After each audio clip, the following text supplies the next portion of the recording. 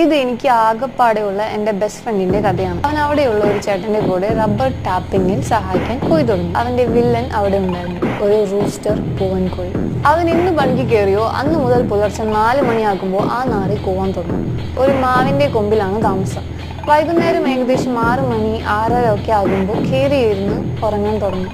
എന്നിരുന്നാലും ഒരുത്തൻ ഉറങ്ങിത്തീർത്തിട്ട് മറ്റൊരുത്തന്റെ ഉറക്കം കളയുന്നത് ശുദ്ധ പോക്രിത്തരമല്ലേ. അതോടൊപ്പം കലിപ്പും കൂടി കൂടി വന്നു. ഒരു ബക്കറ്റിൽ വെള്ളം കൊണ്ടുവന്ന് കുറേശ്ശെ പൂവന്റെ തല വഴി ഒഴിച്ചു നോക്കി. 6 മണിക്ക് ഉറങ്ങുന്നവനെ 11 മണി വരെ ഉറങ്ങാൻ വിട്ടില്ലല്ലോ. അതിന്റെ വിഷമം ഇപ്പം അവന് മനസ്സിലായി കാണുന്നോർത്ത് സന്തോഷമായി. 4-മത്തെ ദിവസം ഉച്ചയ്ക്ക് അവിടെയുള്ള പിള്ളേഴ്സിനെ എല്ലാം കൂടെ അവൻ ബക്കറ്റിൽ ചിക്കൻ ഉണ്ടാക്കി കൊടുത്തു.